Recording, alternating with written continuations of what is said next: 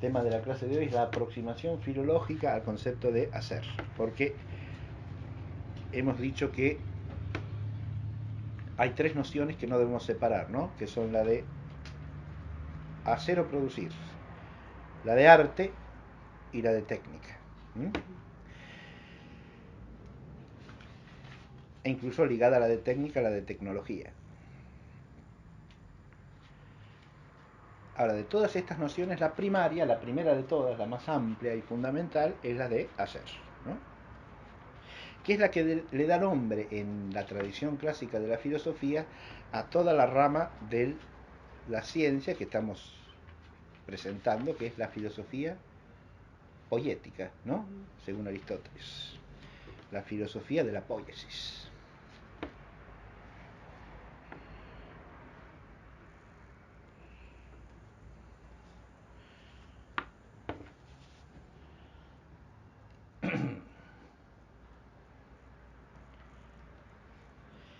Desde el punto de vista conceptual, el concepto de poiesis lo hemos enfocado ya en el curso desde lo que es básico, ¿no? Para entender de qué se trata. Es uno de los tres géneros fundamentales de actividad humana, ¿no? Contradistinto de la teoría y de la praxis.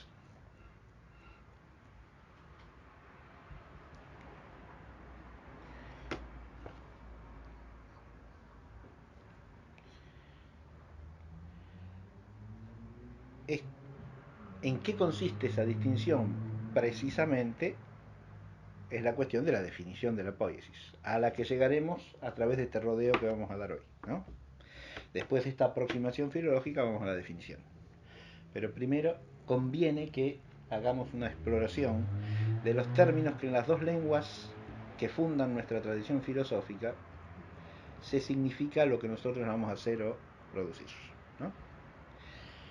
Pero antes de partir del latín, que es de donde viene nuestra terminología directamente, nos remontamos al griego, que es la lengua madre del filosofar, ¿no? Y ahí he puesto tres verbos griegos con sus correspondientes sustantivos correlacionados, ¿no?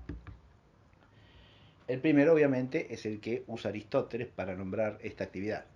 La poiesis deriva del verbo poieo, poiein, ¿no? Poieo, poiein. ¿Qué significa este término en griego?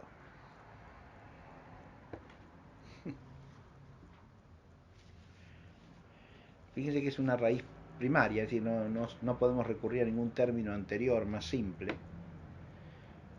Es una raíz verbal, primariamente, porque los sustantivos o adjetivos derivan de la raíz verbal. Y esta raíz verbal, ¿qué significa? Significa básicamente la acción de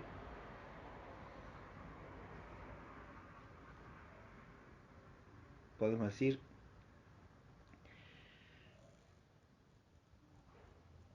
hacer aparecer en la realidad algo que no estaba.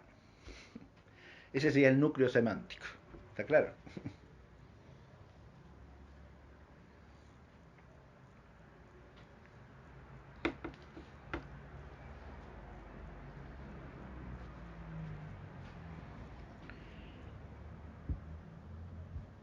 Pero esto siempre transformando algo que sí estaba. ¿Está claro?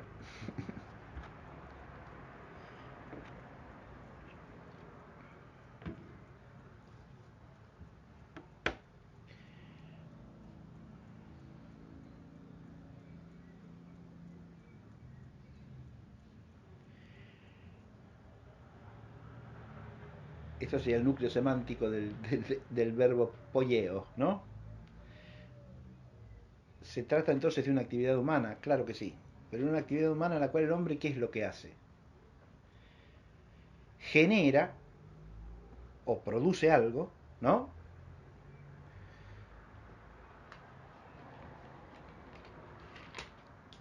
Transformando alguna realidad que le está dada. ¿Se ve?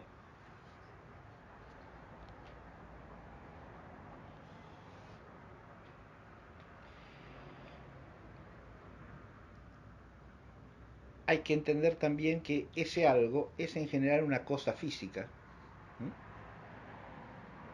En los usos corrientes o vulgares del verbo.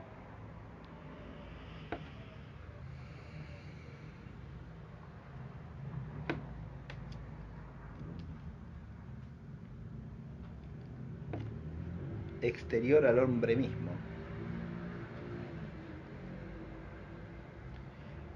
Y de ahí surge ya la contraposición primaria entre poiesis y praxis, ¿no?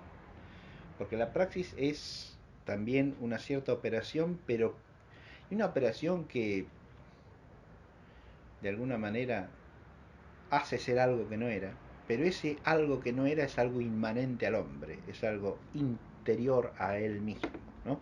Es una perfección del propio hombre. ¿Se entiende lo que digo?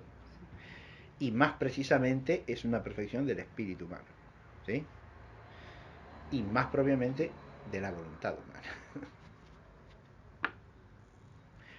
Porque la teoría tiene que ver con el perfeccionamiento de la inteligencia, precisamente, ¿no?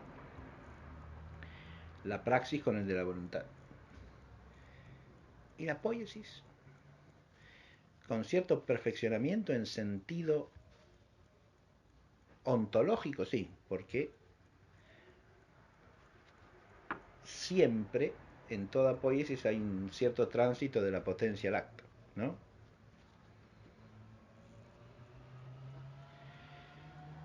Si hay una transformación de algo es porque ese algo dado en la naturaleza está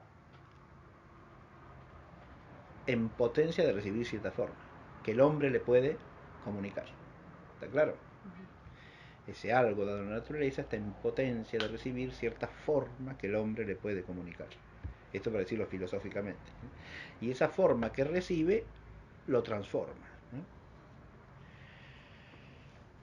Lo hace término de una poiesis, de una producción. Pero a veces para que se hable de poiesis basta con que intervenga el hombre con su acción para generar o producir.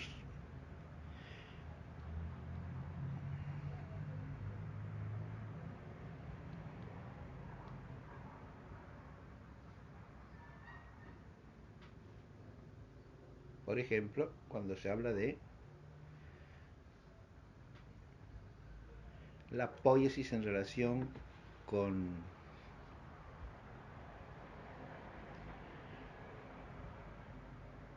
el cultivo de vegetales, ¿no? ¿Está claro? El hombre interviene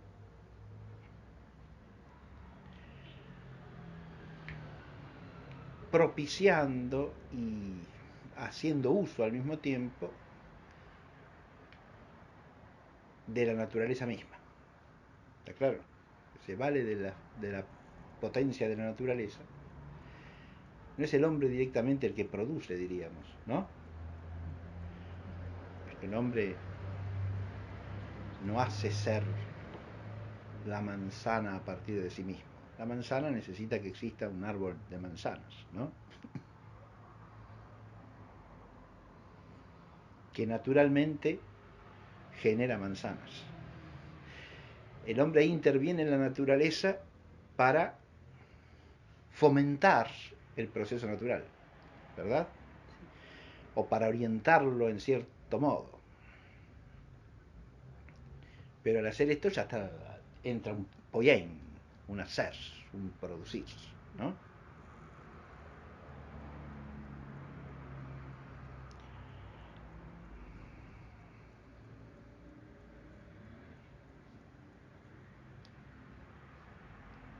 Ahora, también puede hacer qué cosa. Tomar alguna cosa de la naturaleza como materia segunda y darle una forma nueva, ¿no? Ahí ya sí, el término que surge no existe por naturaleza. ¿Está claro? Ni por medio, no, ni de una naturaleza auxiliada o ayudada por el hombre. Está claro lo que digo, ¿no? Fíjense que dice ayudar el hombre a la naturaleza entraría en la agricultura, la ganadería, la medicina también. Es la base del concepto clásico del arte médico, ¿no? El médico que hace ayuda a la naturaleza, porque la salud no la produce jamás el médico. ¿Quién produce la salud? Y el organismo viviente, ¿no? ¿Está claro? Es como el caso de la manzana. El médico no hace otra cosa como el agricultor que ayudar a la naturaleza, favorecerla, propiciarla. ¿Sí? Fíjese que el agricultor hace lo mismo que el médico en cuanto a si el agricultor le saca una peste a la planta, es lo mismo que el médico que cura una enfermedad, ¿no? ¿Se entiende? Tal cual.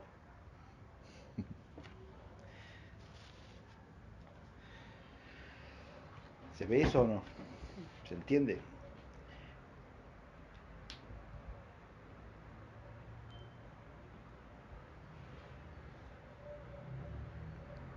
Pero otra cosa es cuando el hombre introduce en la cosa natural una forma que por naturaleza no existe. ¿Está claro esto o no?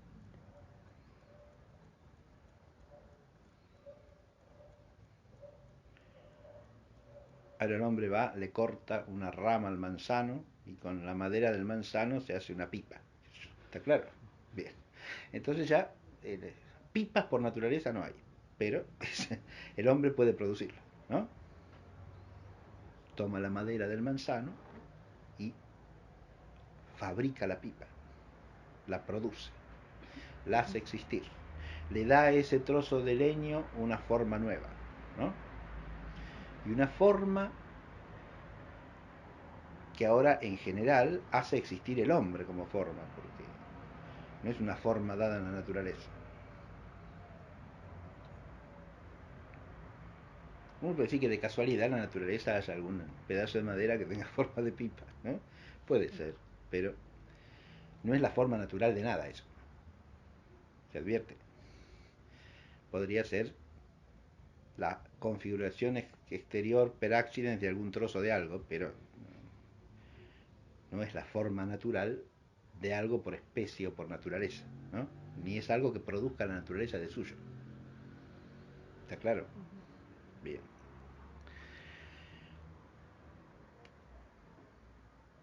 O puede agarrar las manzanas y transformarlas en dulce de manzana, ¿no? La madera, pero la manzana misma también, y el dulce de manzana existe en la naturaleza. Y no, tampoco, tampoco. Es término de un poiein humano, ¿no?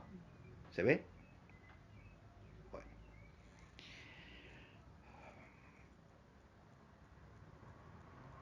El poien como hacer existir algo que no existía transformando lo dado, ¿no? Establece un vínculo entre el hombre y la naturaleza de algún modo. ¿Se ve? Poien es algo que el hombre hace naturalmente y por medio de lo cual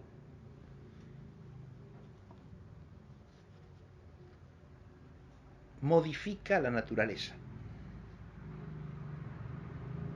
Y vamos a decir su naturaleza modifica quiere decir que introduce algún cambio accidental, ¿no? En la naturaleza.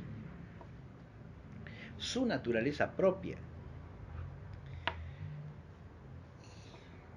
Puede que sí también, ¿no?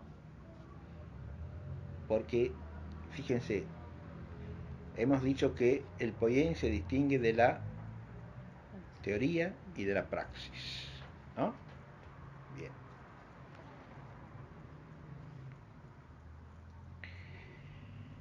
Ahora, hemos visto que lo primero que el hombre debe hacer es favorecer la naturaleza, ¿no?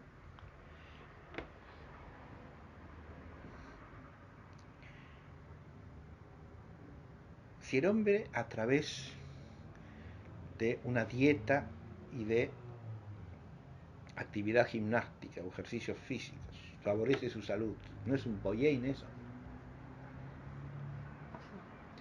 Y parece que sí, porque fíjese, no es ni perfeccionamiento de la inteligencia, que sería la teoría, ni de la voluntad, que sería la praxis, ¿no? Si nos mantenemos siempre en correlación con esos otros dos conceptos, tenemos que deslindar el campo de la poiesis. Esto es lo que estoy tratando de que se vea, ¿no? Así como el hombre favorece la naturaleza del manzano, ¿no? Plantándolo en el lugar que le parece más adecuado, cuidándolo para que no se enferme, ¿no? Podándolo para que dé más fruto, etcétera, etcétera. ¿Sí? Puede favorecer su propia naturaleza física o no, pero siempre y cuando hablemos de la dimensión física o corporal del hombre, pareciera, ¿verdad? Porque si se trata de perfeccionar sus potencias espirituales, o estamos en la teoría o estamos en la praxis. Vamos a ver, ya veremos. Ya veremos. Recuerden que en la teoría se trata de la actividad inmanente a la inteligencia por la cual ésta contempla lo que las cosas son, ¿no? El ser de las cosas. Lo que estamos tratando nosotros de hacer con el ser del arte, de la poiesis primero. Entonces la inteligencia,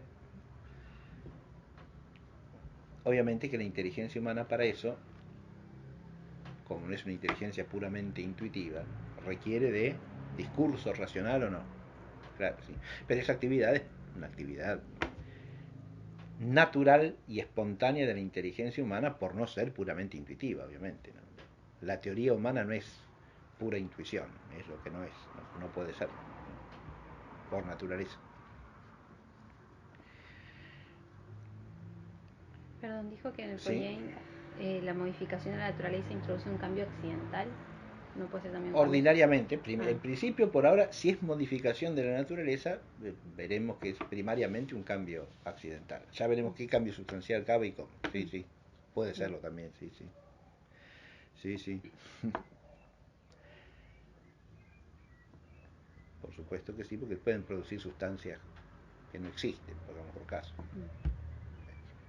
Sí, eso puede pasar. Pasa, de hecho, por ejemplo, en la cocina, si usted claro.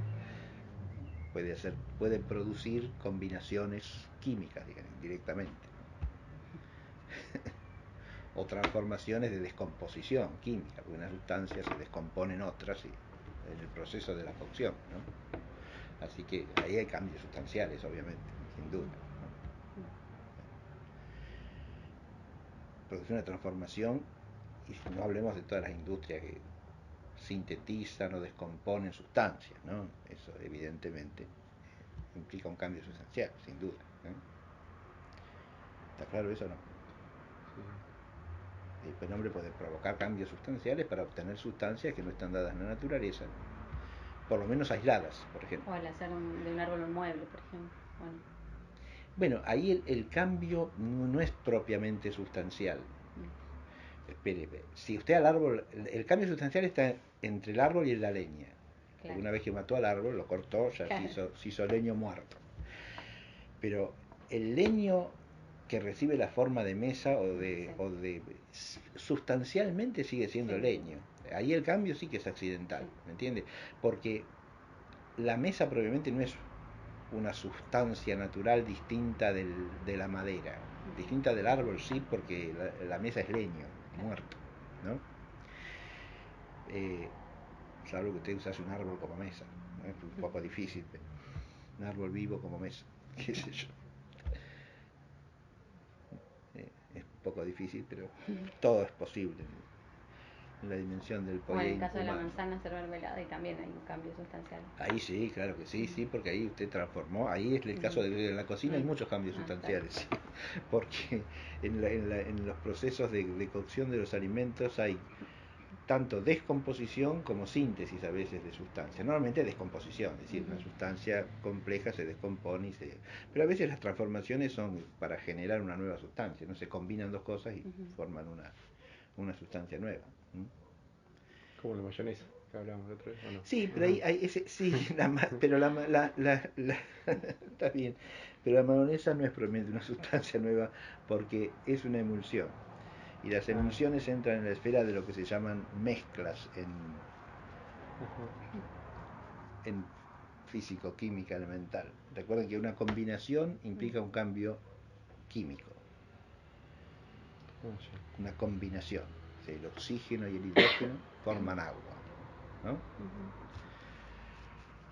Usted...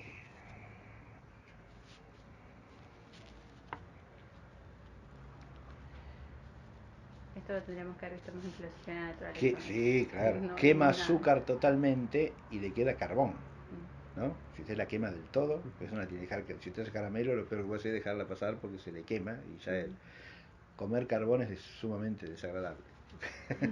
Comer azúcar quemadita es rico, pero carbón es una porquería. Entonces, si se carboniza, o sea, es porque lo que era azúcar se destruyó químicamente, ¿no? El azúcar es sacarosa, ¿no? Que es un hidrocarburo elemental. Un azúcar, digamos así, ¿no? Es decir, está compuesto de carbono e hidrógeno, ¿sí? Si usted eso lo descompone, la parte que es hidrógeno, es un gas, se evapora, ¿no? Que el carbón. Completamente, y le queda carbón, claro. ¿Se da cuenta? Sí. El azúcar, sí. Estoy diciendo bien, sí. Que el azúcar, perdón, tiene carbono, hidrógeno y oxígeno también, ¿eh? Tanto el hidrógeno como el oxígeno se evaporan porque al aumentar la temperatura se hacen gases, ¿no? Son gases por naturaleza. Entonces todas las sustancias orgánicas, por eso el humo cuando se quema madera, es decir, como tiene hidrógeno y oxígeno en la composición, puede tener nitrógeno también en el caso de los vegetales, todos esos son gases. Cuando usted lo levanta la temperatura, se empieza a desprender. Primero, por el aumento de energía, empieza a descomponerse las moléculas. Y lo que es gas se evapora, ¿eh? Que con con las partículas en suspensión se hace el humo, ¿no? Porque se va quemando al mismo tiempo otra parte orgánica más compleja del leño, y eso se hace como ceniza, lo que es la ceniza, ¿no? Y esos trocitos de carbono en suspensión con el vapor que sale, que son los gases, se hace el humo, ¿no? Pero si se lo quema, al final, ¿qué le queda? Ahí carbón, ¿no? Ahí tiene un típico cambio sustancial. Por eso usted de la leña puede hacer carbón. El carbón vegetal es carbón de leña, ¿no? Usted lo hace con madera, ¿no? Otra cosa es el carbón mineral, que ya viene de un proceso natural, ¿no? En que se ha producido carbón puro, ¿no? Carbón pétreo, trozos de carbón. Bien. Pero la emulsión no es una, no hay La síntesis. emulsión, en la emulsión no hay síntesis química, no. Es una transformación física, ¿sí? Lo mismo que si usted hace una mezcla aceite y vinagre para condimentar la ensalada, ¿no? Pero estos ejemplos sirven porque son fáciles de entender y muestran la poiesis humana, ¿ve? Usted en cualquier caso tiene que hacer algo, ¿no? Intervenir con la acción humana, acción siempre. Ahí está, hay una diferencia también con la teoría y la praxis. Acción porque tiene que ser una actividad transitiva, que incida sobre una realidad física, como dijimos, para transformarla en alguna manera. Por eso, también poien, lo mismo que facere en latín, significan tanto el producir como la acción. Eso es común a los dos verbos. Cuando le escribo poien, le escribo prácticamente facere porque son semánticamente casi lo mismo. ¿Se entiende lo que digo? Sí. No, una pregunta más con relación al anterior, profesor. Por ejemplo, la síntesis y la descomposición. Sí. Esas nociones no se entienden si no son desde la metafísica en cierto sentido, ¿no? Porque lo que pasa en la síntesis es que hay una nueva sustancia. Exactamente. Está bien. Dos o más sustancias dan origen a una sustancia nueva. Una sustancia nueva, o sea, claro. O sea, tiene otras propiedades, otra esencia. Totalmente, otra esencia, es otra sustancia. No es solo otra sustancia químicamente, es otra sustancia ontológicamente. ¿Sí? Tiene una esencia distinta, tiene otras cualidades, tiene otras propiedades. ¿Sí? obviamente, una sustancia. El distinta. fuego no es una sustancia, ¿no? No propiamente, no. No. El fuego es un estado de cierta sustancia. ¿Sí? El fuego se produce, lo que llamamos fuego normalmente es algún gas en combustión, que se ha hecho incandescente, es decir, porque por efecto del calor. ¿Se entiende? Eso es el fuego. Pero el fuego no es una sustancia. Y si es el fuego el fuego de un metal, también es porque el metal ha entrado en estado de incandescencia, ¿no? Si usted funde a altísima temperatura hierro, el hierro parece fuego, ¿no? El hierro, si usted lo calienta mucho, una barra de hierro, como hace el herrero, ¿no? Para darle rojo, forma, lo pone al rojo, ya adquiere aspecto de fuego, ¿no? Porque se hace incandescente. No hace llama porque es un sólido. ¿Está claro? Sigue siendo un sólido, aunque se ponga más blando, sigue siendo sólido, ¿no? Entonces no hay llama. La llama porque lo que entra en incandescencia es un gas. Y entonces va para acá y para allá y el viento la mueve, ¿no? ¿Está claro? Fenómeno. Sí. El fuego no es una sustancia, ¿no? El fuego puede ser de muchas sustancias distintas. Pero el ejemplo de la mahonesa que puso, eso no es, ahí no hay, en el sentido físico, no hay cambio sustancial, sino simplemente, como para poner un ejemplo más sencillo, que yo le dije, el aderezo de la ensalada, te prepara una vinagreta, por más que la mezcle, es siempre aceite y vinagre. ¿Está claro? Bueno, pero yo veo una sola cosa. Bueno, pero usted ve una sola cosa por un ratito. La deja otro ratito y ya no ve más una sola cosa, porque cada uno se acomoda según su densidad, que en ese caso es bastante, notablemente distinta, y entonces tiene el vinagre y el aceite por separado. vuelven a estar separados. Vamos, que lo haya batido un ratito, ahora en el momento que lo bate le queda una sola cosa, ¿no? De apariencia homogénea. Pero eso es una mezcla de aceite y vinagre, que conservan cada uno sus propiedades, por eso la mezcla tiene gusto a aceite y a vinagre. Está claro, no es una cosa nueva. Ahora, si usted emulsiona yema de huevo y aceite y jugo de limón o vinagre para hacer la mahonesa, es lo mismo. Usted tiene tres cosas distintas que no se combinan químicamente, que son la yema de huevo, que también químicamente es complicadísima, ¿sí? Porque es un conjunto de sustancias proteicas animales que forman una especie de suspensión natural, ¿sí? La yema de huevo, ¿sí? Y eso lo mezcla con, luego tiene grasa, tiene proteína, tiene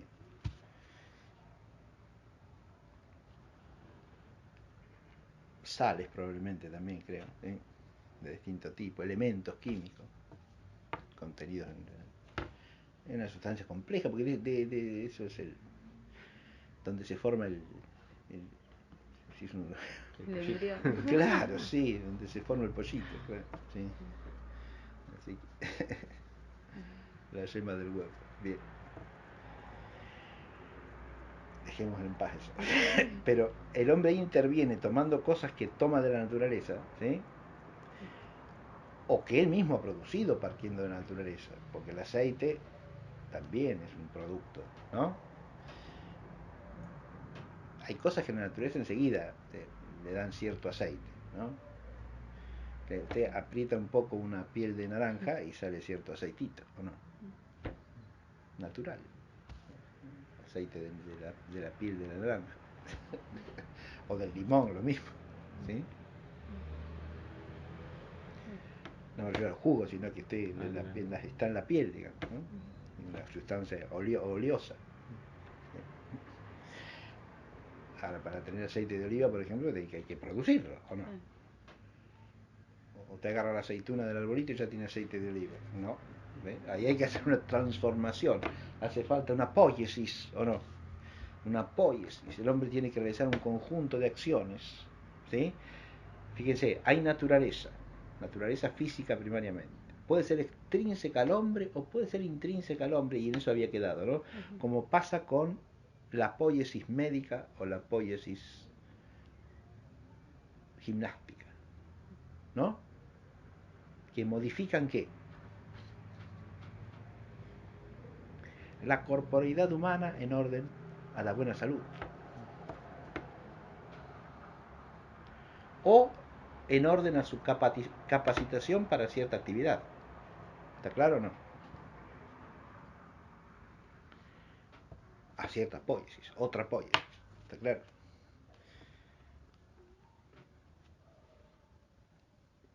Por ejemplo, este hace ejercitación física para arrojar lo más lejos posible a la jabalina, ya que estamos en Grecia. Entonces, usted tiene ahí que, ¿qué es lo que hace? Produce cierta transformación del cuerpo, ¿o no? Para que éste sea capaz de realizar otra poiesis, arrojar lejos, con fuerza y dirección, la jabalina. ¿Está claro? Ejercer dominio sobre el lanzamiento de la jabalina. ¿Está? O sobre la natación, o sobre la acción de patear la pelota, o lo que usted quiera. ¿Se ve? O de andar en bicicleta 120 kilómetros a alta velocidad, como hacen los corredores de bicicleta en el Tour de France. Terminó el otro día, hace poco. ¿Te le gusta el ciclismo? Sí. ¿Sí? Sí. Bien. Ciclismo, actividad. Bien. El otro día. Primero y segundo salieron dos eslovenos, exacto, sí. Sí. El que quedó segundo el penúltimo día. Había estado primero durante casi todo el tour. Sí. Sí, estuvo primero prácticamente, no sé desde qué día, pero hubo unos pocos días que no estaba él al frente y ya la primera semana creo que ya quedó primero. Y después estuvo siempre primero, con el otro esloveno ahí cerquita. Y en el penúltimo día, que fue una carrera, fue contrarreloj la penúltima etapa, le sacó una ventaja impresionante. Una máquina. El segundo fue impresionante. Sí. Se estaba reservando. Sí, me parece que sí. No, pero se había mantenido segundo, pero a poca distancia. Sí, estaba muy cerquita en tiempo del primero. Y el penúltimo día, arrasó. ¿Qué va a hacer? No eran del mismo equipo, ¿no? No eran del mismo equipo, no. Son de la misma nacionalidad, pero no del mismo equipo. No. No del mismo equipo, no. Se veían banderas eslovenos están enloquecidos. Tampoco es un país. Sí, gracias, Eslovenia. Sí, durante muchos años ni siquiera eran independientes, imagínense, Eslovenia. Estaban dentro de Yugoslavia.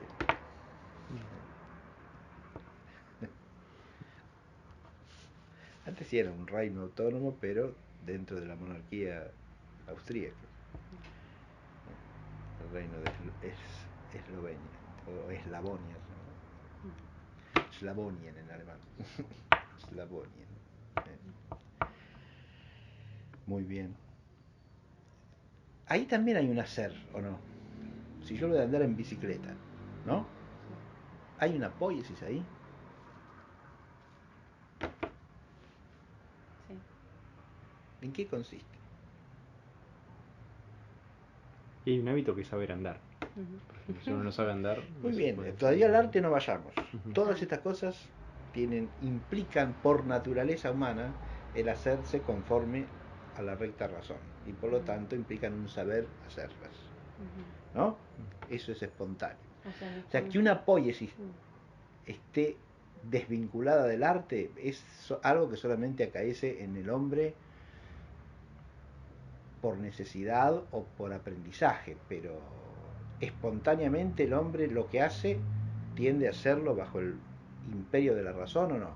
Sí. Y por lo tanto procura saber hacerlo, ¿no?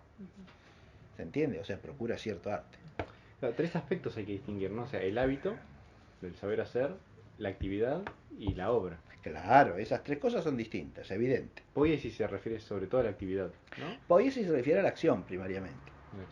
A la acción y a la acción productiva de algo. Es decir, la poiesis no existiría si fuese mera acción, pero que no produce nada. ¿Está claro? Claro, acá ¿Se si ve es lo que digo o no? transitivo es como más difícil verlo. ¿Dónde? Sí, En el ciclismo. Por eso, claro. por eso me detengo en el ejemplo. ¿Qué es lo que produce? Y el andar. Muy bien. Mm. Claro que hay un efecto físico, ¿no? ¿Mueve la bicicleta o no? Sí. No, pensaba acá como usted Y había al mover mencionado la que modifica bicicleta la se corporeidad desplaza, sí, también. su propia corporeidad también la modifica, Claro, evidentemente, porque es un por ese ejercicio lado, físico. Pero además de eso, aparte del desplazamiento. por supuesto, Está bien. imagínense, en una etapa de esas viajan 120 kilómetros. Claro. Pero se Es un transforma. producir o no. Una transformación accidental que es un cambio de lugar, ¿no? Mm. De un cuerpo que hay que moverlo. Ahí está, bien. Es lo mismo, si usted quiere trasladar esta mesa de acá hasta la otra punta de la Sí, que habitación. me imaginaba Sí, transformación cualitativa. no necesariamente, Claro. muy bien, correcto, no siempre, no siempre, ¿está claro? Está bien. Porque la acción física puede producir cambios de distinto tipo, ¿sí? No siempre de cualidad. Sí, sería de cualidad de el desplazamiento. O sea, hay un desplazamiento y un O del modo de mismo desplazamiento. En su organismo. El mismo gimnasta sí sufre cierto cambio, no sé si cualitativo puede ser, sí, también. Por el tema de la salud. Sí, sí, claro, exacto, sí. Que puede ser perjudicado o beneficiada, pero eso ya no sé, no sé, correr 120 kilómetros en bicicleta no sé si perjudica la salud o la beneficia, eso ya. Por cómo llegan los ciclistas, que algún perjuicio causa, pareciera que sí, porque algunos llegan medio asfixiados, ¿no? O sea, es un esfuerzo que puede ser potencialmente dañino al organismo, porque es un esfuerzo enorme. Sí, sí. Sobre todo cuando terminan en subida, que es una cosa espantosa. Vienen de correr 100 kilómetros, los últimos 10 son en subida. Ya están recansados y tienen que hacer un esfuerzo enorme. Y llegan con la lengua afuera, algunos se tiran al piso, se desmayan. Eso se ve en los Juegos Olímpicos también. Termina la carrera y el tipo se cae ahí. Eso no sé si es muy bueno para la salud, ¿entiendes? No creo que lo sea en general. En todos los deportes de competición, o sea, al ritmo en que todos los compiten, deportes de alta competición puede ser dañinos para la salud, no siempre, bueno, pero causan un efecto. Sí. Eso no deja de ser una apóyesis. Que la apóyesis sea benéfica o dañina ya es otro cantar. Lo mismo si usted produce cosas extrínsecas al hombre, puede producir algo que sea un instrumento de bien o un instrumento de mal. Eso ya lo veremos después, pero eso ya es un problema que tiene que ver con el efecto producido, que puede ser de un orden o de otro orden, ¿no? ¿Está claro? Hay una cualidad del movimiento, es decir, en el ciclismo se mueve la bicicleta de un lugar a otro, pero no con cualquier tipo de movimiento. O sea, el movimiento tiene ciertas El características. movimiento, sí, por supuesto. En la trayectoria del movimiento hay cualidades, si es rectilínea, si es curvilínea, esos son cualidades de la trayectoria del movimiento. ¿A eso se refiere, Sí. Manuel? Sí, claro, sí. Si es en ascenso, si es en descenso. Sí, o a mayor o menor velocidad. Esas son diferencias cualitativas. Sí, a menor o mayor velocidad esa sería una diferencia cuantitativa, ¿no? Sí, sí. Pero usted puede decir que la cualidad es andar en bicicleta velozmente. Sería una cualidad, sí. A alta velocidad, ¿no? Ahora esa velocidad es mensurable y usted puede dar una cantidad de eso. Pero sí, es una cierta cualidad, como cuando dice que alguien es alto o es bajo. Obviamente está aludiendo a una cualidad que depende de una cantidad, ¿no? Sí. ¿Está claro? Pero sí es claramente cualitativo el tema de la trayectoria, por ejemplo, ¿sí? Si el movimiento es, o si es uniforme o es variado, ¿no? Acelerado, desacelerado. Eso también es una cualidad del movimiento. Cuando agarran una cuesta en bajada, por ejemplo, ciclista, y se acelera el movimiento. Tienen que estar frenándolo, si no si no van a parar a cualquier lado. Pero ahí aceleran sin esfuerzo, pero ahí el esfuerzo está en controlar o en dominar la velocidad y la dirección, ¿no? Bien. Ahí me cae un esfuerzo para eso también. O sea que no es que descansa el tipo. No. Puede ser hasta más cansador. Puede ser más cansador, sí. Y sobre todo cuando van en la montaña, para mí es más peligroso, ¿no? Y puede ser más más aflictivo para el que lo hace, pues si lo hace, si está acostumbrado a hacerlo, se habrá desconectado de la mente, porque si no, no lo hace. O sea, bajar a más de, qué sé yo, 80 kilómetros por hora con una cuesta que tiene ahí a medio metro un precipicio de 100 metros. Es de loco, para ganar una carrera, ¿no? Pues está arriesgando la vida para que le digan que fue el primero en llegar. ¿Qué va a hacer? Pero así es la poiesis humana. La poiesis humana, entonces, fíjense, implica ejercer una cierta actividad transitiva, o sea, una acción. Ahí está un tema fundamental, una acción. El hombre parece que sin acción no produce. Y me animo a subrayar el parece por ahora, parece. Empecemos por acá. Esto es una aproximación que estamos haciendo al concepto, ojo, Parece que sin acción no produce.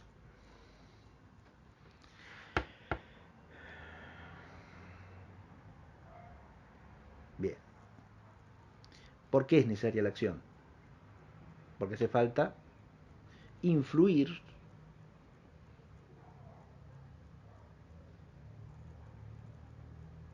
modificando o transformando alguna realidad natural. ¿Sí? ¿Está claro? Sí.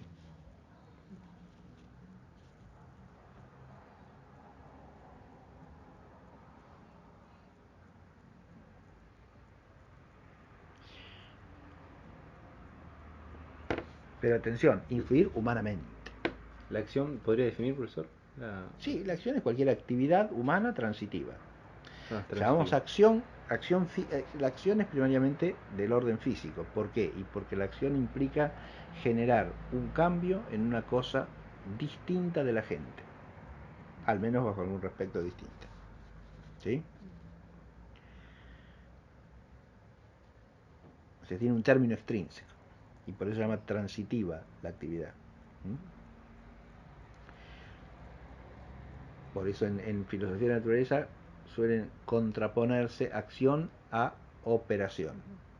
La actividad inmanente se llama operación y la actividad transitiva se llama acción. ¿Está claro?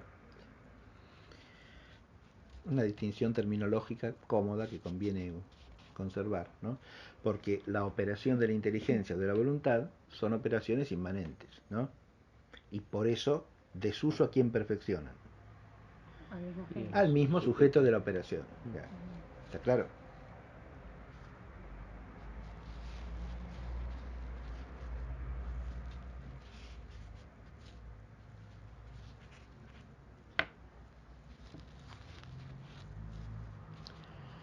Que además esas operaciones no solo son inmanentes, como son todas las operaciones vitales, ¿sí? Que si no, no serían vitales específicamente, porque también las operaciones propias de la vida vegetativa y las de la actividad sensitiva son inmanentes, ¿no? ¿Está claro? No solo la inteligencia y la voluntad tienen operación inmanente, también lo tienen los sentidos, ¿no? Como potencias cognitivas, tanto los externos como los internos, y también la petición. ¿Se ve? Sí. Sensitiva, tiene cierta inmanencia. Pero ¿puede ser alguna? Y lo mismo pasa con las actividades vegetativas, ¿no? Sí. La nutrición es inmanente, ¿o no? Porque el efecto de la nutrición es inmanente al mismo sujeto que se nutre. ¿Está claro esto o no? En cambio, cuando hablamos de actividad transitiva, hablamos de las potencias por las cuales un ente corpóreo, sea viviente o no, causa efecto en otro. ¿Sí?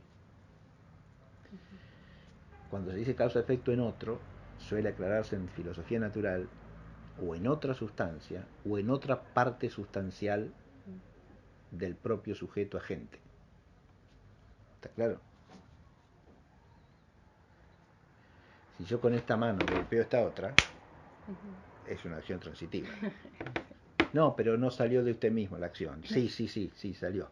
Porque es transitiva porque el agente, que es esta mano, hace una actividad que recae sobre él la otra, ¿no? ¿Se entiende o no? Sí. Incluso con mi mano yo podría, como sé, aplicar una fuerza con este dedo sobre este otro, lo mismo, Ujú. acción transitiva. Puede ¿Sí? ser sobre alguna realidad natural o también artificial. También, sí, no hay Mm. problema. Mm. ¿Sí? Lo que pasa es que cuando pensamos en filosofía natural, ¿no? Y acá en este primer ejercicio de aproximación al concepto conviene que distingamos una cosa de la otra, porque la cosa artificial es la que va a surgir de la poiesis, precisamente. Ah, no ¿No? estoy pensando en ¿Se tocar un entiende? instrumento. Por Ahí ejemplo, ahí habría hay una doble acción. poiesis. Claro, Hacer sí. instrumento y después tocarlo. Claro, son dos poiesis completamente distintas, que no tiene por qué tenerlas el mismo. Claro. ¿No? Las artes, digamos, una cosa es el arte de fabricar un piano, otra cosa es de ejecutarlo. ¿No?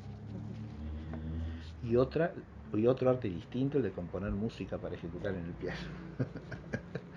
Que no está, ¿sí? Normalmente no es, ese lo tienen otros, ¿no? Sí. Ese arte. Hay muchos ejecutantes que no son compositores. En realidad hoy día la mayoría, por no decir casi todo, ¿no? Sí. En otra época no, había normalmente los compositores también eran ejecutantes. Es decir, todos los famosos músicos compositores algún instrumento ejecutaban. Es decir, Ahí, por ejemplo, en la composición, algunos lo eran famosos transitivo, ejecutores de su instrumento. O sea, Beethoven o Mozart o Chopin, por ejemplo, o Liszt eran grandes pianistas, ¿no? ¿Se puede componer sin tocar el instrumento?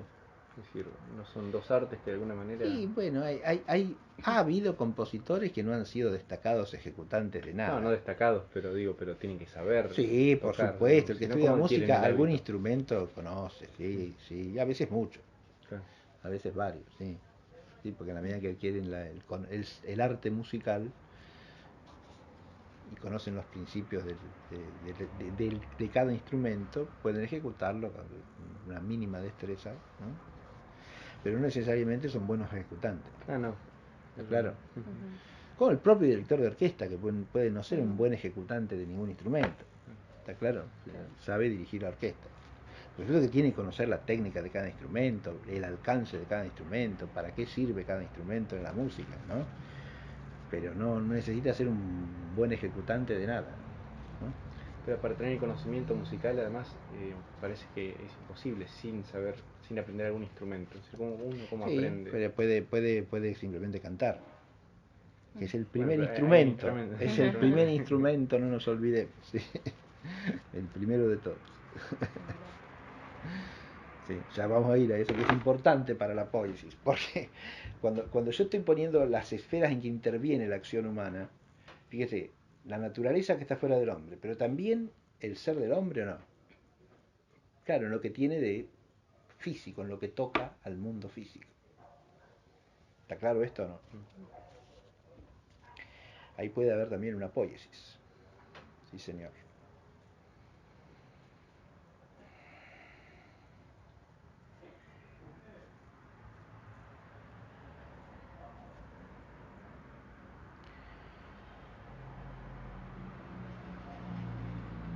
Poie entonces para el griego significa producir alguna cosa mediante una acción, significa producir es hacerla existir, darle origen, generarla. El verbo ptizo, de donde ptisis, significa primariamente engendrar.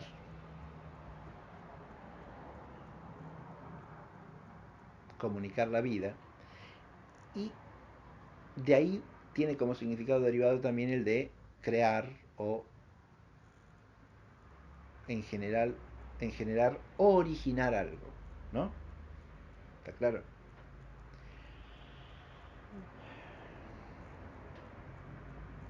Este es más parecido al latín creare, así como poiein se corresponde con facere, titsein se corresponde con creare, porque crear en latín, ¿qué significa primeramente? Engendrar y dar a luz. ¿Está claro? Yo puse acá una salvedad, creacio. Fíjense que de facere, ya voy a ir al latín en particular, pero como creare se correlaciona con creacio, hay que distinguir la semántica clásica de la semántica cristiana. Por ahora no hago más que la advertencia. Listo. Yo he definido creare en su semántica clásica. ¿Está claro? No en la semántica del latín patrístico, del latín bíblico y patrístico, que esa es otra cosa, ¿no? Porque en la semántica del latín bíblico y patrístico, creare, ¿qué pasa a significar? Hacer algo a la Es la traducción del hebreo bará, verbo que Mm. se aplica exclusivamente a Dios. Bueno, verbo teologal. Significa la actividad creadora de Dios, que hace existir las cosas por su absoluta omnipotencia, como usted dijo, ex nihilo. Exacto. Ahí ya la semántica es distinta y hay que ver en qué medida esa semántica por participación se puede aplicar al producir, al hacer y hasta dónde y en qué ámbitos. ¿Está claro? Ergon era de producir. Ya voy, no pase por no. Ergon todavía. Bien, bien. No, ya voy. ¿Y producir con cuál estaba? ¿También con Poyet? No.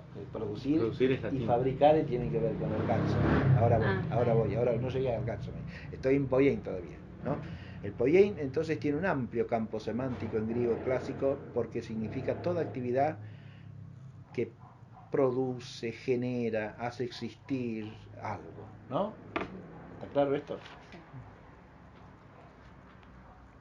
Pero algo, ahí ese algo que es ordinariamente algo del mundo físico, como dije, ¿no?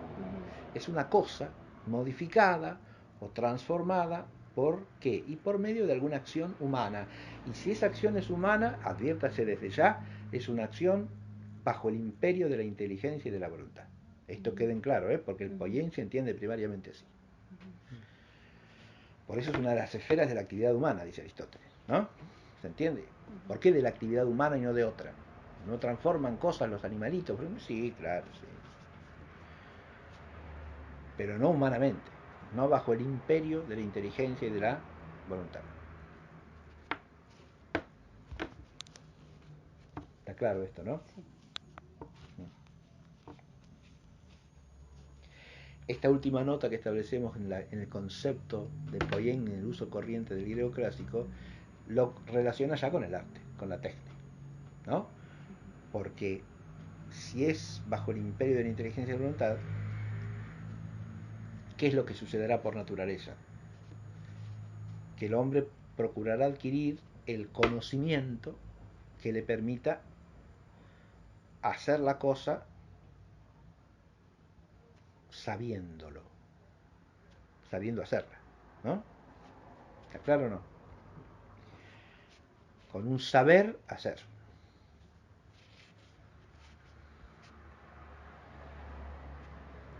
Fíjense que el término de ese saber hacer, ¿cuál es? La cosa que ha de ser hecha a través de un hacer correcto. ¿Está claro o no?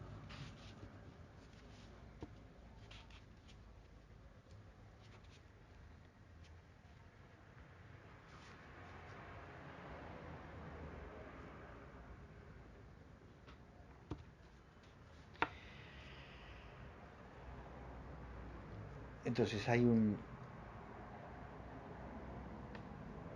una acción humana.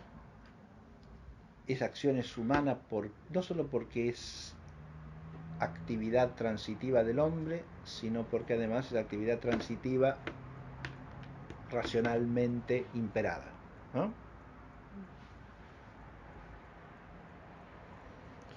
De allí viene una relación esencial de todo poiesis, ¿con qué? Con la inteligencia y con la voluntad, y por lo tanto con el orden del saber y con el orden del obrar. Con el orden teorético y con el orden moral. ¿Está claro o no? Sí, señor. Porque el Poyen es humano y por lo tanto no se lo puede desligar, insisto, del imperio de la inteligencia y de la voluntad sobre todas las facultades ejecutivas del hombre. Las facultades poéticas, hacedoras, ¿no? ¿Está claro? Ahí es donde entra toda otra potencia que no sea ni la inteligencia ni la voluntad como instrumento de qué, de la ejecución, de la producción. ¿Está claro? Sí. Por ejemplo, toda facultad psicomotriz locomotiva, ¿no? Usted puede mover las manos, puede mover los brazos, puede mover las piernas, ¿no? Y entonces puede hacer, ¿o no? Por ejemplo, cosecha las manzanitas, las pone en una canasta hasta que estén debidamente maduras y utilizables, las envuelve en un papelito y después hace el dulce con las manzanas, ¿no? Bien. ¿Para eso tuvo que moverse usted o no? Y claro que le parece. ¿Sí? Tuvo que realizar acciones, ¿o no? Movimientos, claro que sí. Si no, ¿de dónde sale el dulce de manzana? ¿No? Y el ciclista que pedalea, lo mismo, ¿no? Hay una actividad locomotiva, ¿sí? Por medio de la cual él mueve su propio cuerpo y al mover su propio cuerpo desplaza el vehículo que es la bicicleta, ¿no? Que tiene un mecanismo que hace ¿qué cosa? Mover las Multiplica ruedas. la fuerza que él ejerce, ¿o no? Claro, porque el sistema de pedal es un sistema de palanca, ¿no? Entonces multiplica la fuerza y hace que pueda desplazar con el movimiento de sus piernas su propio cuerpo más la bicicleta, que a su vez tiene la capacidad de ¿qué? Que no tiene él en su cuerpo. De rodar. De rodar, claro, sí. Salvo que se tire y empieza a rodar. No tiene la capacidad de rodar. Difícil Claro. llegar a la altura, sí. Tiene la capacidad de rodar, muy bien. Entonces, fíjense, hay un mecanismo de palanca que a través de una correa transmisora, que la cadena, ¿no? Transmite el movimiento ¿a qué? Y a las ruedas. Y las ruedas ruedan, giran y producen un movimiento continuo, ¿no? Que es el de la bicicleta. Bien.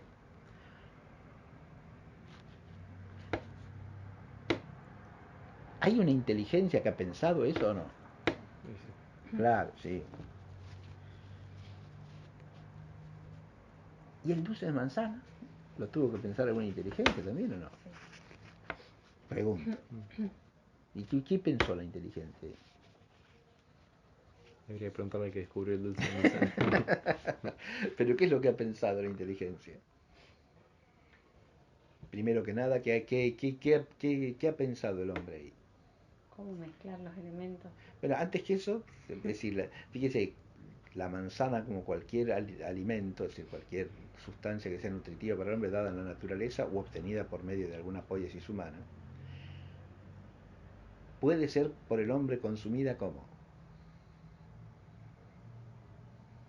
De distintas formas, supongo. Decir, Primero, así como hay viene hay o... una diferencia básica, sin transformarla Claro. o transformándola, ¿no? Y todo el arte de la cocina, ¿qué es?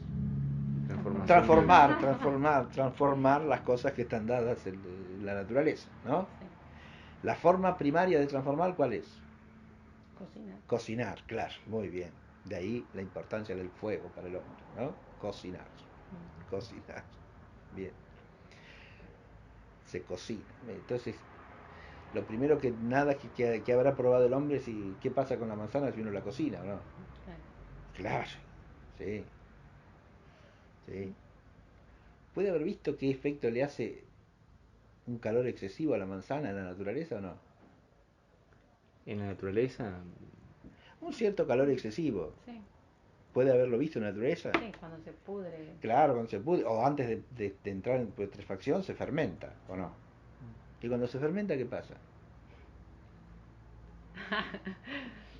Vino de ¿Qué manzana. produce? ¿Qué produce? Sí, puede, ya está, es una fermentación sidra. avanzada eso, pero está bien.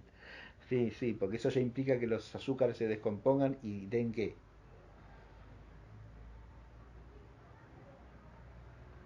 Alcohol. ¿Sí? Bien. ¿Está claro? Pasa eso también, sí, sí. Pero antes de eso, ¿qué sucede?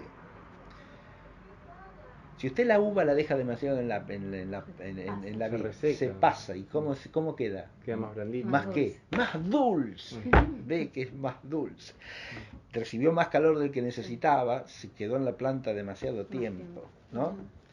Entonces, a lo mejor artificialmente también se puede lograr eso, que quede más dulce. Claro. ¿Qué hacemos? Lo cocinamos, Claro. le damos calor, a ver qué pasa. Se cocina, entonces Es verdad. se endulza más o no. Sí. Y claro, porque la diferencia primaria entre la manzana sin cocinar y la manzana cocinada es que la manzana cocinada está más dulce, claro. Aunque no haga dulce, aunque la hornee simplemente, ¿no? Hace manzanitas al horno. La manzana horneada ya es más dulce, ¿no? ¿Por qué? Claro, lógico, ¿sí? ¿Por qué se llama? Porque se concentró el azúcar y perdió humedad. Mm. Gran parte de cualquier fruta es agua, ¿está claro? Mm. Si usted cocina una cosa que tiene azúcares, Claro. al perder agua, ¿cómo queda? Y concentrada el azúcar, Claro. ¿no?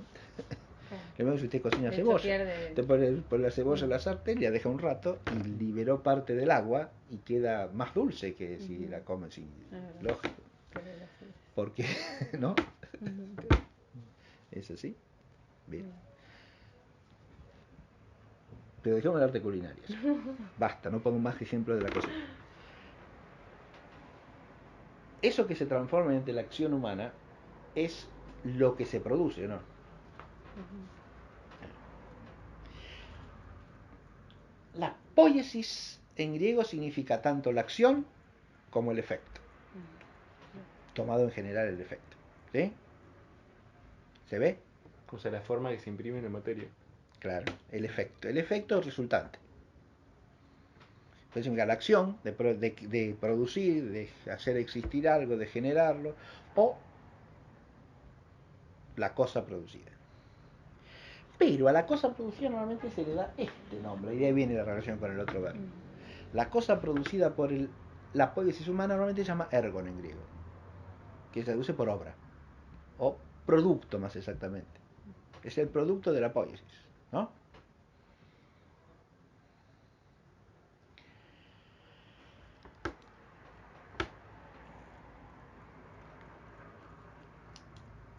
Claro, pero de ergon viene un verbo que es el verbo ergazomai, que ¿qué significa en griego? Fíjense que todo artesano, ¿cómo se llama en griego?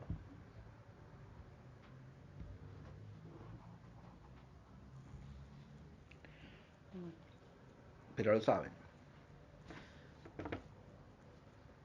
Se llama demiurgo.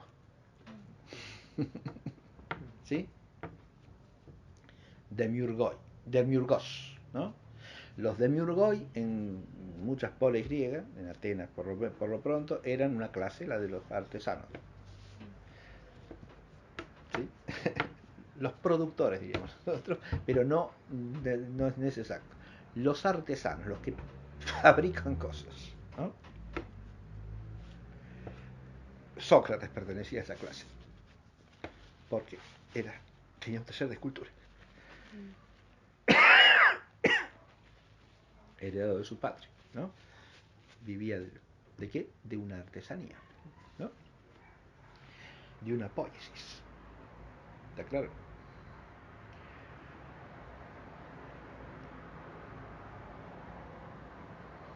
No de dar clases, porque con eso no. Fíjese que Sócrates, ¿qué hacía? ¿Con quiénes dialogaba de filosofía? Y con los, Con los amigos, claro, con los amigos, ¿no? Sí. Eso además lo hacía deliberadamente para distinguirse de los sofistas, ¿no? Que ofrecían sus lecciones con Platón y Dionisa muchas veces, ¿no? Por una paga importante, ¿no? Sí. Al comienzo del Cratilo está la ironía esa, ¿te acuerdas? Sócrates les dice, porque le preguntan, bueno, ¿los nombres son por naturaleza o por convención? Si yo hubiera hecho curso, el tanto. curso del sofista de tantos días que vale tanto, ya les podría contestar en un instante. Pero como dice solamente que vale tan poquito, no, todavía no. Bien. Pero fíjense ustedes que los sofistas eran mercaderes de su presunta sabiduría, ¿no? Ya vamos a ir a eso, porque ahí hay una poiesis también. Fíjese que ahí la contemplación queda reemplazada por una poiesis, pero hay que ver si en la actividad de Sócrates no hay cierta poiesis también. El ergatsomai, ¿qué significa? La traducción más común es trabajar, esforzarse por. ¿Qué tiene que ver con el poiein? Muchísimo. ¿Está claro? Si con alguna actividad humana tiene que ver lo que llamamos trabajo, es con el poiein, ¿no? Porque de suyo y en principio ni la teoría ni la praxis son trabajo. ¿Está claro? El trabajo es actividad transformadora de las cosas y por lo tanto tiene que ver con la poiesis. ¿Y por qué? Y porque trabajar con el mundo de la materia implica para el hombre un esfuerzo, ¿o no? Aún en sentido físico. Tiene que esforzarse, ¿no? Bueno, pero cuando se estudia con inteligencia también. Sí, por supuesto. A lo mejor más, pero es otra clase de esfuerzo. ¿Se entiende? O quizás porque también implica cierto Es lo, hacer, cierto poiein el estudiar. Claro, también, Porque también el hay un, fruto quizás es también la hay actividad un, también hay contemplativa. un poiein, sí, y la raíz también, y la actividad misma tiene que ser contemplativa, porque si no, no. Pero lo que en latín se llama studium, que es el esforzarse por algo, es muy analógico, tiene una gran amplitud, ¿no? Pero en griego correspondería con la scholé, y la scholé se traduce en latín por ocio. Eso es lo que corresponde a la teoría. La scholé. Y la scholé se distingue del ergatsein o del ergon totalmente. ¿Por qué? Porque ergatsomein significa esforzarse, trabajar, ¿no? Lo que en latín llamaría laborare, ¿sí? Bien. Pero es interesante esto, el fruto del trabajo es el ergon, ¿no? En realidad, en griego la relación semántica es inversa. A partir del ergon se habla de ergatsomai.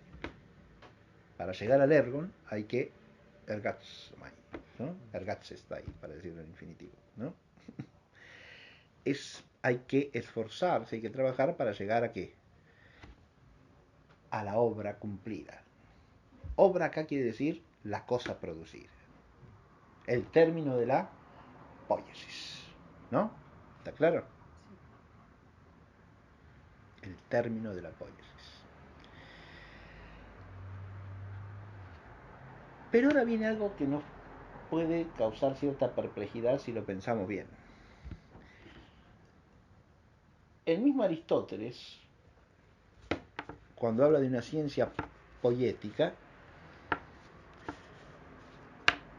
no la centra en nada de lo que hemos venido hablando hasta aquí. ¿No? Porque la poética, ¿de qué se ocupa? De un tipo de erga muy particular. ¿De qué obras se ocupa? De las obras literarias, diríamos nosotros, ¿no? De las obras que se hacen con palabras. ¿Qué le parece? Pero ahora ya el asunto se transforma totalmente, se trastorna, diríamos. Hay algo complicado acá, ¿no? ¿Cómo es que esto es poiesis también?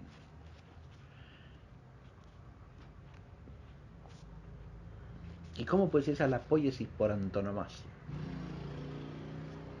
De manera tal que el poietés por excelencia, ¿no? Catexogen poietés, para decirlo en griego. El poietés por antonomasia, ¿quién es? El poeta. Lo que nosotros llamamos poeta. El poeta. Lo llamamos poeta por eso, porque es el poietés. Es el máximo hacedor, el máximo productor, el máximo trabajador sería también. Si usted quiere. ¿Cómo puede decir esto? ¿Qué está hablando acá Aristóteles? ¿Qué es esto?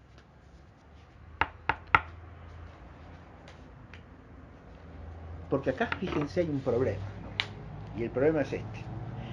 Hasta aquí venimos diciendo que la poiesis es actividad transitiva, ¿no? Que implica acción, en sentido propio, es decir, actividad física, que recaiga sobre una realidad física exterior o intrínseca al hombre, pero siempre sobre una realidad física. Parece que por ahí distinguimos bien la praxis de la poiesis, ¿o no? Praxis y teoría por un lado y poiesis por otro. Y eso parece bastante claro. En muchos manuales, cuando se trata de distinguir la poiesis de la praxis, ¿cuál es la distinción fundamental? Primero, que el término de la praxis es inmanente al hombre y perfecciona al propio sujeto. El término de la poiesis es extrínseco y tiene una perfección propia que no es la del sujeto que lo produce. Pone como ejemplo usted la virtud de la justicia o las obras de justicia que realizamos, que generan a nosotros una virtud de justicia y nos perfecciona a nosotros mismos, y hacer mesas, y es clarita. Pero resulta que la poiesis por excelencia, según el propio Aristóteles, que distingue estos tres géneros de actividad, no es hacer mesas, es componer una tragedia, es componer un himno o una oda. Ahora pregunto yo, ese término que se produce es extrínseco al hombre, como la mesa. Le agrego el como la mesa porque se ve que extrínseco como la mesa no es, ¿no? Es extrínseco, dice Manuel. ¿Por qué es extrínseco? Y porque el discurso tiene cierta... Lo que se elabora es un discurso, ¿no? Es decir, una composición una obra hecha literaria. con palabras. Obviamente el entendimiento... Pero palabra, les recuerdo que en griego se dice logos. ¿Sí? El poeta ¿con qué trabaja? Y con logo. Y el logo y es extrínseco al hombre. Y aparte si sí. se profiere, sí. Si se profiere, ¿es extrínseco? ¿Están seguros que es extrínseco cuando se profiere? ¿Qué del logos es extrínseco cuando es proferido? La materialidad del sonido. Nada más. ¿Y es con eso que trabaja el poeta? Una parte, la menos importante tal vez. La menos importante, usted lo ha dicho. Porque el poeta no se hace poeta porque trabaja con la sonoridad. No. Porque eso es, como usted dijo, la parte menor. ¿Qué es de la palabra eso? El signo material. No, el signo no. ¿Qué es de la palabra su aspecto material? Es lo que estamos diciendo. ¿Es su forma o es su materia? La materia. La materia. ¿Está claro? Más aún,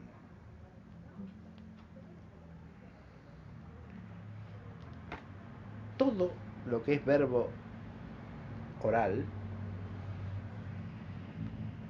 que por naturaleza es inseparable del verbo mental, ¿no? ¿No puede ser separado? No, claro, no.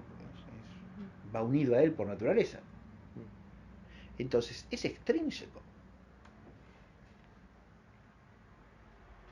Yo le pregunto, ¿el verbo oral es un signo? Sí.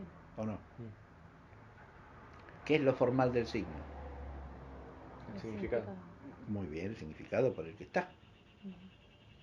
Y el significado es extrínseco. No, pero se puede transmitir. Se puede transmitir, claro, sí. Por ahí Siempre y cuando el otro tenga la capacidad de entenderlo. Claro. Pero una virtud, digo, algo perfectivo. Se puede transmitir y decir que yo lo puedo proferir. Claro. Pero el significado donde existe, en esa proferición. No, en la cosa, en re. En la cosa, como término último, pero a ver, si la cosa no está captada por la inteligencia, ¿qué significa? ¿Cómo significa la cosa? No se puede. Es decir, si la cosa no ha sido captada por la inteligencia de ninguna manera, la puedo significar por medio de un logo, ¿sabes a eso me refiero? Si yo le puedo señalar, es ahí, y el tipo mira, y dice que está hablando. del color verde, de esa cosa rara que se llama libro, de la estantería, de señal. Bien, pero no entiende nada. Entonces, no entiende nada, no sabe ni de qué es, no le puedo nombrar eso. Si lo puedo nombrar es porque lo ha entendido de alguna manera, ¿o no? Es cierto que lo significado en última instancia es el ser de la cosa. Ahí tienen que unirse las inteligencias. Pero ¿cómo lo hacen? Si no han captado lo que la cosa es. No, se pone un interlocutor. Claro, por supuesto, exactamente. Y entonces, ¿el acto de significar es relativo al sujeto o no? Sí. Claro, porque ¿quién puede captar un significado de una palabra? Solamente un ser inteligente, ¿o no? Claro. O sea, el sonido de la voz me remite al concepto, que es un hábito de quién? De la inteligencia, ¿no? Claro, es una cualidad de la inteligencia. Y a través de eso me remite a qué? A la cosa. A la cosa, perfecto. Pero la voz que profiero, si no está unida a ese concepto, ¿qué logos es? Y no es un logos, es un flatus vocis. Claro. Si no está unido a un logos, es un flatus vocis. ¿El poeta trabaja con flatus vocis? Bueno, depende cuál. Sí, puede ser esa, en esas concepciones del arte subconsciente, por ejemplo, ¿no? Entonces, si usted profiere voces sin sentido y esa es la gran poesía universal, bien, amontona voces que no significan nada también, ¿no? Bien, es posible eso. Pero Aristóteles está pensando en eso cuando se llama poietés. No, claro, no. Ese no es un poietés para Aristóteles, más, obviamente. Que la catarsis, bueno, y todo. Por supuesto, sí, la poiesis tiene un montón de condiciones, pero la primera de todas es que recae sobre el logos humano. Y el logos humano, en toda su entidad esencial, no es algo extrínseco al hombre, es algo intrínseco. E intrínseco a la inteligencia, ¿o no? ¿Está claro lo que digo? Entonces volvemos a la teoría acá. ¿En qué ámbito estamos aquí? ¿Es medio de la teoría esto o no? ¿El logos? Y claro, porque sin logos, ¿cómo hace el hombre para entender lo que las cosas son? ¿Cómo hace para contemplar la realidad con su inteligencia finita? No puede, ¿no? Necesita de la mediación del logos. Pero como el hombre es al mismo tiempo espiritual y corpóreo, ese logos tiene una dimensión física, ¿no? La dimensión física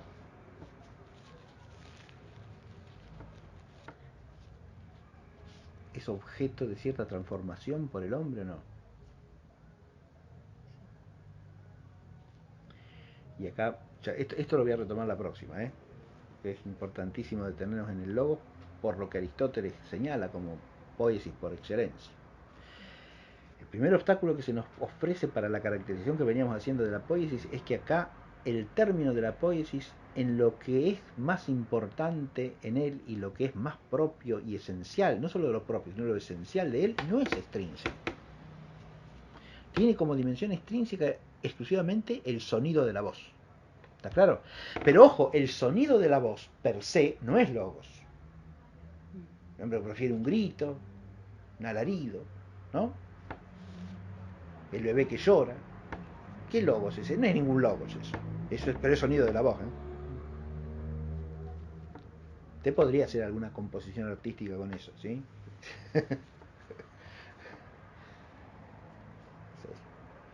Que hacen presuntamente música con sonidos de la realidad, ¿no? Entonces graban 27 bebés llorando y después le hacen una composición de llantos de bebés. Por ejemplo. Después lo combinan con zumbidos de moscas, de mosquitos, de abejas, y es una sinfonía, la sinfonía de los bebés y los insectos. Bien, pero usted ahí lo que no tiene es logos, ¿está claro lo que digo o no? Y antes de que venga el poeta, ese sonido de la voz, para hacerse voz significativa, es decir, parte del logos, ¿no? Para ser la dimensión material de lo que llamamos verbo oral, ¿no? Digo la dimensión material del verbo oral porque el verbo oral no es meramente material, porque lo esencial del verbo oral, lo formal del verbo oral no es el sonido articulado de la voz, sino su significado, ¿no? Porque le cambio el concepto y aunque sea la misma voz son dos nombres distintos, ¿o no? Porque lo esencial de la palabra no es la voz articulada, sino el significado. ¿Está claro? Pero para que el sonido de la voz se transforme en voz significativa,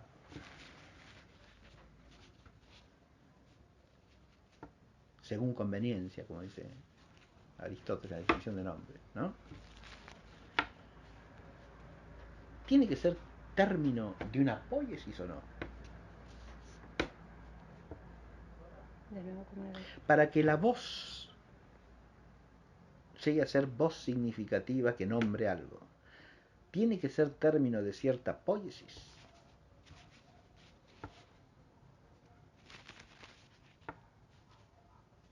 No sé si necesariamente.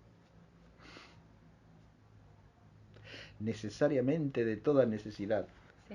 Ciertamente que sí, porque claro, es tan connatural a nuestro ser esto que a veces ni lo pensamos. Ahora, no necesariamente una poiesis humana, ¿o sí? A ver. ¿Una No, no poiesis sé, de yo qué me fui otro? con no, el tema del que el lenguaje viene de... Ya subió a la teología, no, pero por ahora permanezcamos en el plano filosófico. Pero sé que si Sí. la palabra, para que la palabra signifique... Para que la voz humana se haga voz significativa según convención, como dice Aristóteles para definir el nombre, se haga nombre, o sea, logos, la dimensión sonora del verbo oral, ¿no? E insisto en que eso no es todo el verbo oral, es nada más que la cuasimateria del verbo oral, la materia, si usted quiere, ¿sí?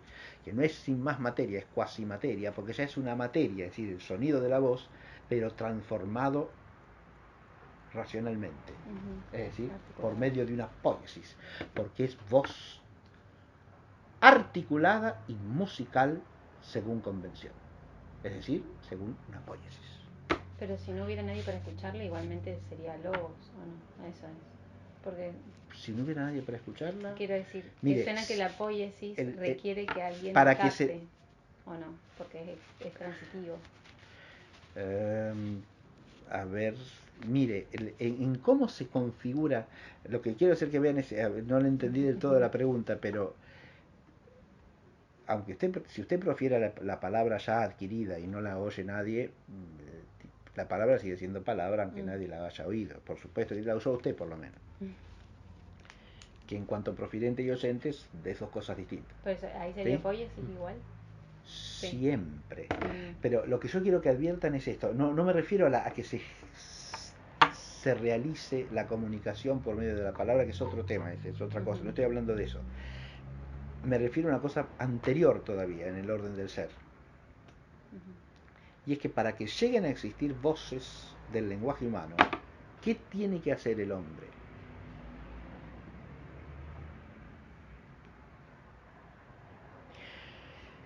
Tiene que seleccionar ciertos fonemas, combinarlos de manera determinada. O sea, seleccionar ciertas combinaciones posibles y no otras. ¿Está claro? Componerlas de cierto modo y no de cualquier otro.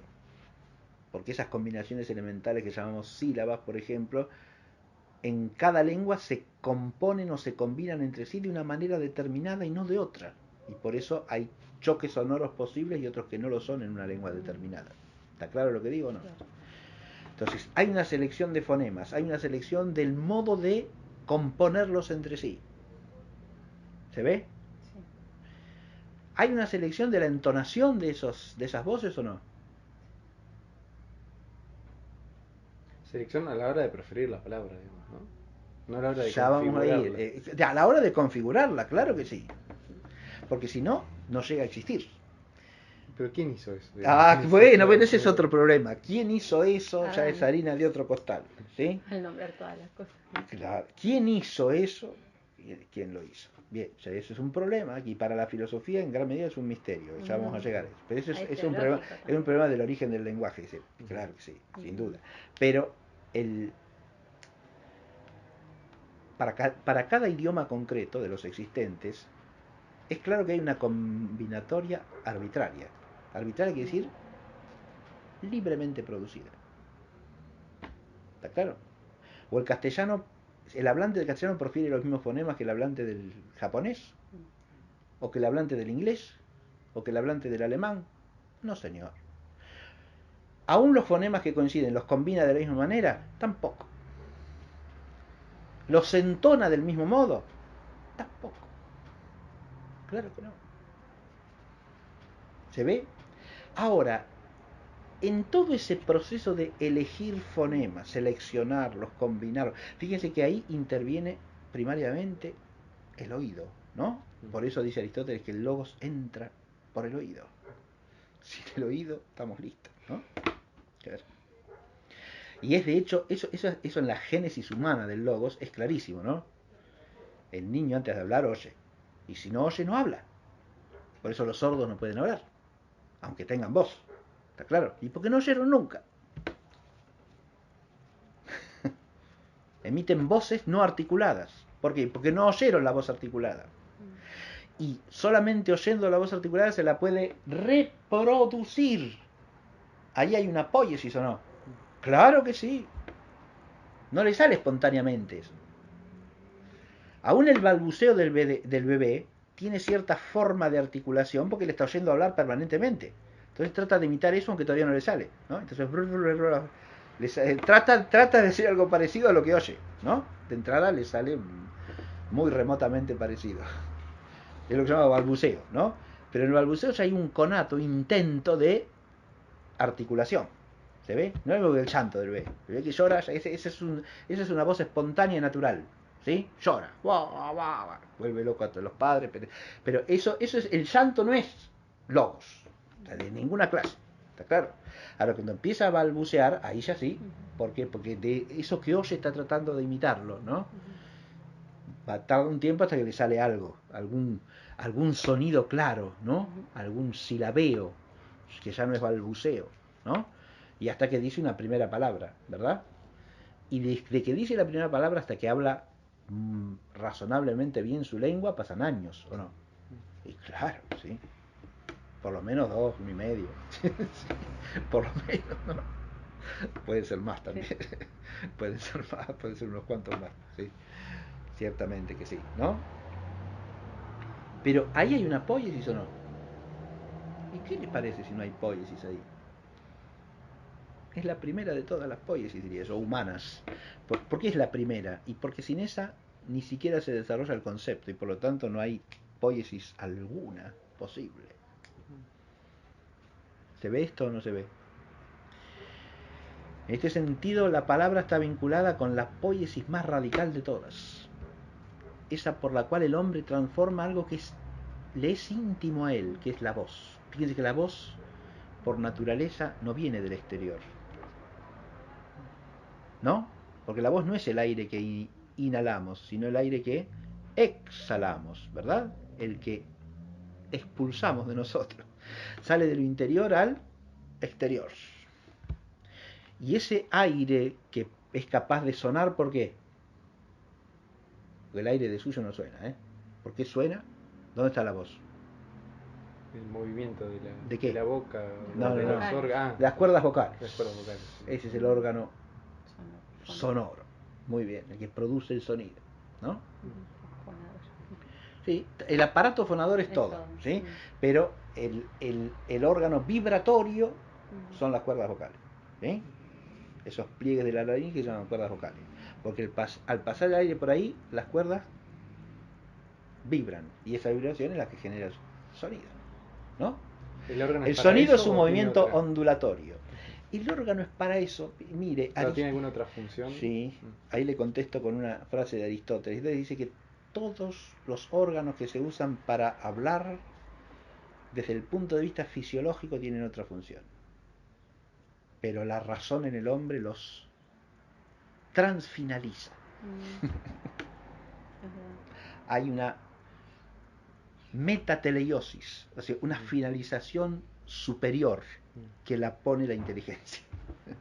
Se vale de los dientes, de la lengua, de la laringe, de los pulmones, de la nariz, ¿Eso en qué obra de toda Aristóteles la está cavidad presente? bucal. Esto No, es no. en el de ánima. De ánima. ¿Sí? Esto te vale de todo, de toda la cavidad bucal. Sí, yo creo que en el de ánima, casi seguro de manera, ¿eh? Después lo verifico. Está bien, está Pero bien. o sea, casi. De toda la cavidad bucal, ¿para qué?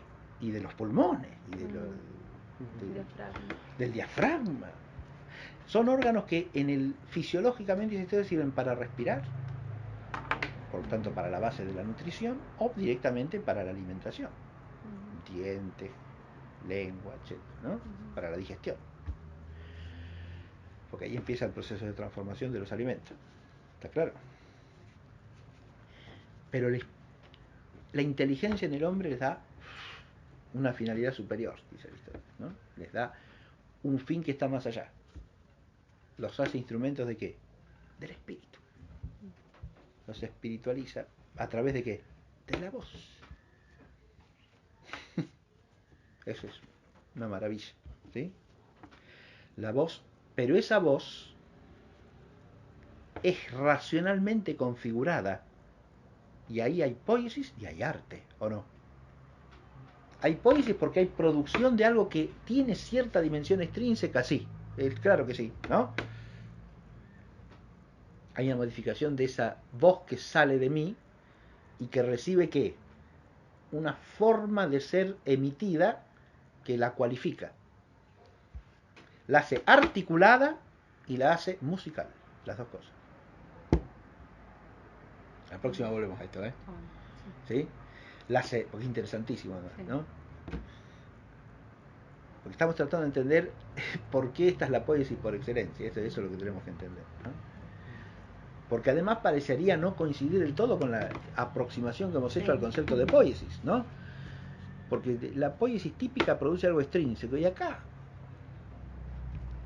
lo que se produce es mucho más intrínseco que extrínseco. ¿Por qué? Porque esa voz articulada y musical no es otra cosa que lo material del verbo oral. ¿Está claro lo que dije o no? Lo material del verbo oral. Porque lo formal es el significado. Y ahí está la indisociabilidad del verbo oral con el verbo mental. ¿Está claro? Y el verbo mental tiene como por formal que tiene la cosa significado, porque es a la vez signo de No, otra lo realidad. formal del verbo mental es el significado, evidentemente, como O en sea, todo la signo. cosa Es real que el significa. ser significado por el concepto. Exacto. Así es. Pero no tiene materia en sentido propio, porque es un acto o un hábito puramente espiritual. ¿Sí? La cuasimateria es donde se da, es decir, la potencia intelectiva, ¿no?